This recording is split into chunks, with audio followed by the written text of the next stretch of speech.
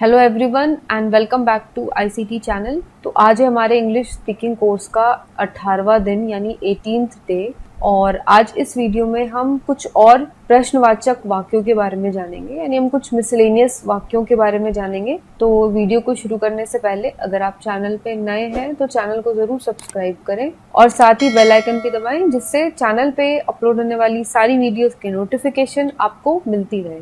तो प्रश्नवाचक रचना को दोहराइए। अब व्हाट, वेयर आदि शब्दों के साथ is, are, am, was, were, has, have, had, will, shall, would, should आदि क्रियाओं को भी दोहरा लीजिए। इन क्रियाओं के प्रयोग से प्रश्नवाचक वाक्य बनते हैं। यह बात आप पीछे भी देख चुके हैं, अब फिर से दोहराइए। तो हमने पिछली वीडियोस में देखा कि हम व्हाट, वेयर, हाउ इन सब वर्ड्स का यूज करके वाक्यों को प्रश्नवाचक वाक्य कैसे बनाते हैं, और साथ ही हमने पिछली वीडियोस में is, are, has, what, will, shall, would इन सब क्रियाओं को भी हमने देखा कि इनका वाक्यों में कैसे प्रयोग किया जाता है। तो आज हम इस वीडियो में एक तरीके से रिवाइज करेंगे, हम दोहराएंगे कि हमने पिछली वीडियोस में क्या क्या सीखा। तो यहाँ पे हमें कुछ सेंटेंसेस दिए गए हैं, काफी सारे सेंटेंसेस है और ये पूरे मिक्स्ड है, यानी व्हाट से भी शुरू होने वाले क्वेश्चन है, शुड से भी शुरू होने वाले क्वेश्चन है, what, did, are, may, is इन सारे वर्ड से शुरू होने वाले वाक्य यानी क्वेश्चंस हम आज इस वीडियो में देखेंगे। तो सबसे पहला है व्हाट हैपेंड। व्हाट हैपेंड यानी क्या हुआ। फिर है had you asked for me. तो यहाँ पे आप देखो ये जो प्रश्न है ये हैड से शुरू हो रहा है, ये व्हाट, वेयर, हु, whom इन सब से शुरू नहीं हो रहा है। और ये हैड से, मे से, आर से, ये ऐसे वर्ड्स से शुरू होने वाले वाक्यों के बारे में हमने पिछली वीडियो में जाना था, हमने पिछली वीडियो में पढ़ा था। अगर अब तक आपने वो वीडियो नहीं देखा है तो पहले आप वो वीडियो को जा करके देख लें, समझ लें, उसके बाद ही आप इस वीडियो में सारा रिवीजन करें। फिर नेक्स्ट है मे आई गो, यानी मैं जाऊं। मे आई अकम्पनी यू, क्या मैं भी चलूं। आर यू कमिंग, क्या तुम आ रहे हो। शुड आई ब्रिंग इट, मैं लाऊं। हाउ आर यू, आप कैसे हैं। डिड यू अंडरस्टैंड या डिड यू अंडरस्टूड। तो डिड यू अंडरस्टैंड का मतलब होता है समझे, यानी अगर हम किसी को कुछ समझा रहे हैं फिर हम उससे पूछते हैं कि क्या तुम्हें समझ में आया, तो उसको हम बोलेंगे डिड यू अंडरस्टैंड। फिर है व्हाट डू यू मीन, यानी क्या मतलब। इज द बॉस इन, क्या बॉस अंदर है। हु इज इट, कौन है। व्हाट्स द मैटर, क्या है। वेयर इज दिनेश, दिनेश कहाँ है। व्हेन डिड यू कम, तुम कब आए। डू वी बिगिन और शैल वी बिगिन, शुरू करें। Will you do one thing, एक काम करोगे। Is it a holiday today, क्या आज छुट्टी है। डू यू नो, तुम्हें मालूम है। वोंट यू गो, तुम जाओगे नहीं। व्हाट्स द ट्रबल, क्या गड़बड़ है। आर यू एंग्री, क्या आप नाराज हैं। हाउ इज द फैमिली, बाल बच्चे अच्छे हैं ना।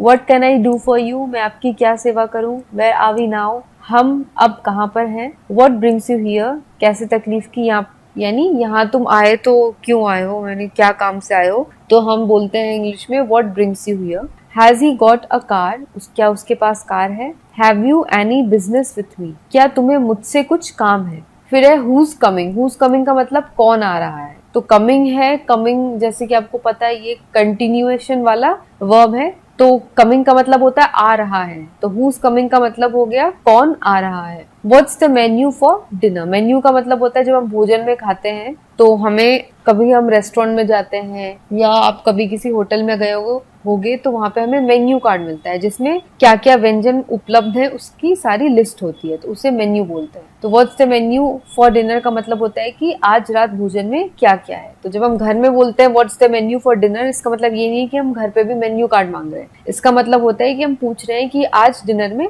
क्या क्या बना है। फिर है whose telephone number is this, यह किसका टेलीफोन नंबर है। वेयर शैल वी मीट, हम कहाँ मिलेंगे। How have you come back, तुम वापस कैसे आ गए। Why have you dropped your studies, तुमने पढ़ना क्यों छोड़ दिया। How is your mother now, तुम्हारी माँ अब कैसी है। हाउ डू यू डू, आप कैसे हैं। Which is the best hotel here, यहाँ सबसे अच्छा होटल कौन सा है।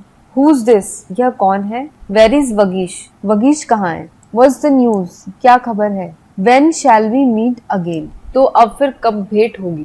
तो जब हम किसी से मिलते हैं तो हम मिलके जब हम वापस जाने लगते हैं तो हम बात करते हैं आपस में कि अब हम कब मिलेंगे, तो उसको हम कैसे बोलते हैं इंग्लिश में। When shall we meet again। How old are you, तुम्हारी उम्र क्या है या आपकी उम्र क्या है। How much did this coat cost you, यानी तुम्हें इस कोट में कितना खर्च पड़ा, यानी तुमने ये कोट कितने में लिया। For how long have you been here, तुम यहाँ पे कब से हो।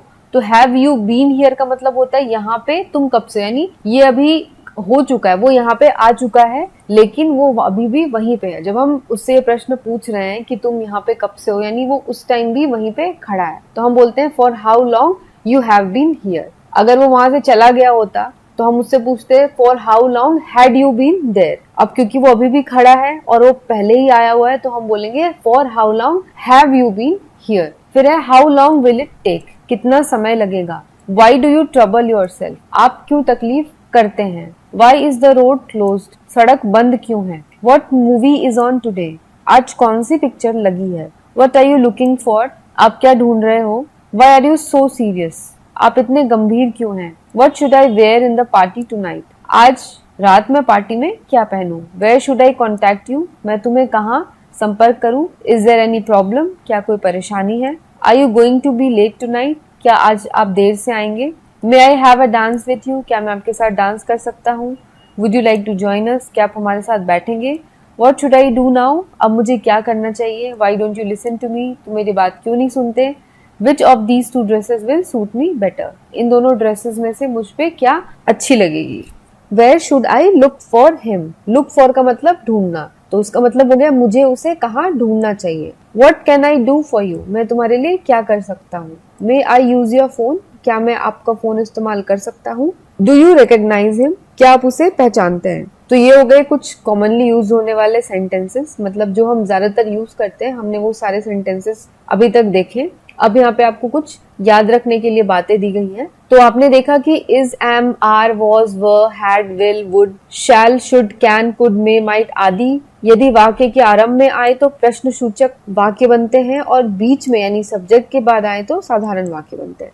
यानी कि ये सारे जो वर्ड्स होते हैं जैसे इज है, एम है, विल है, हैड है, वुड है, अगर ये सारे वर्ड्स अगर सेंटेंस के अगर शुरुआत में आते हैं, अगर ये किसी भी सेंटेंस के पहला वर्ड बनते हैं तो वो क्वेश्चन बन जाएगा। और अगर ये सब्जेक्ट यानी कि आई, यू, दे, देम, वी, अगर ये सब्जेक्ट के बाद आते हैं तो ये साधारण वाक्य बनते हैं। जैसे एम आई अ फूल, यानी क्या मैं बुद्धू हूँ, क्या मैं मूर्ख हूँ। तो अब यहाँ एम क्योंकि सबसे पहले लगा है तो ये एक क्वेश्चन बन गया, ये एक प्रश्नवाचक सेंटेंस बन गया। अब नेक्स्ट में आप देखो आई एम नॉट अ फूल, ये आई के बाद लगा है एम, तो ये एक साधारण वाक्य है, यानी मैं मूर्ख नहीं हूँ। फिर है वर दोज योर बुक्स, क्या वो तुम्हारी किताबें हैं। तो वर अब स्टार्टिंग में लगा है सेंटेंस के तो यह प्रश्नवाचक वाक्य बन गया है। दोज वर योर बुक्स, वो तुम्हारे किताबें थी, तो अब यहाँ पे दोज के बाद वर लगा है तो ये एक साधारण वाक्य बन गया। इसी तरीके से बाकी के सेंटेंसेस भी आप देखेंगे। फिर है नीचे दिए गए साधारण वाक्य, ध्यान से देखिए। मैं सुबह जल्दी उठता हूँ, यानी I get up early in the morning. मैं सुबह जल्दी उठा, I got up early in the morning. मैं उठता हूँ के लिए गेट अप और उठा के लिए गॉट अप। अब इनके नकारात्मक वाक्य बनाइए। अब क्या करना है आपको, इन जो दो वाक्य आपको दिए गए इसके आपको नकारात्मक यानी निगेटिव वाक्य बनाने हैं। तो कैसे बनेंगे, बस कुछ नहीं करना है आपको आई के बाद डू नॉट या डिड नॉट लगाना है। तो जब गेट अप था तो डू नॉट लगेगा क्योंकि हम ये प्रेजेंट टेंस में बात कर रहे हैं, और जब गॉट अप था तो उसके आगे डिड नॉट लगेगा क्योंकि हम ये पास्ट टेंस की बात कर रहे थे कि मैं सुबह जल्दी उठा था। तो I do not get up early in the morning, मैं सुबह जल्दी नहीं उठता हूँ, और I did not get up early in the morning यानी मैं सुबह जल्दी नहीं उठा। आपने देखा कि नकारात्मक वाक्य बनाने के लिए क्रमशः डू और डिड जोड़ने पर प्रश्नवाचक वाक्य बनाने के लिए अंदर वाला यही डू और डिड सबसे पहले लगता है। तो अब जो जैसे ये सेंटेंस हमने देखा, अगर हमें इस सेंटेंस से प्रश्नवाचक वाक्य बनाना है तो हम कैसे बनाएंगे, हमें कुछ नहीं करना, नॉट हम हटा देंगे और सिर्फ हम डू को आई के पहले ले आएंगे या फिर डिड को हम आई के पहले ले आएंगे। कैसे, do I get up early in the morning, हमने क्या किया, हमने नॉट को हटा दिया और डू को आई के पहले लगा के हो गया do I get up early in the morning. अगले वाक्य में हमने क्या किया, हमने इसमें नॉट को हटा दिया और डिड को हम आई के पहले ले आए, तो वाक्य हो गया हमारा did I get up early in the morning. तो अब डू और डिड वाक्य के पहले आ गया तो यह प्रश्नवाचक वाक्य में कन्वर्ट हो गया। तो ये थी हमारी आज की वीडियो। ये वीडियो आपको कैसी लगी ये आप मुझे जरूर बताएं, और इस वीडियो को आप अपने सारे फ्रेंड्स के साथ भी जरूर शेयर करें। तो आज के लिए बस इतना ही। आने वाली वीडियोस के लिए आप हमारे चैनल पे बने रहें, अभी और भी वीडियोस आने वाली हैं चैनल पे, जिसके द्वारा आपको इंग्लिश स्पीकिंग में काफी सहायता मिल सकती है। तो मैं मिलूंगी आपको अगली वीडियो के साथ। तब तक के लिए take care, stay safe and have a nice day.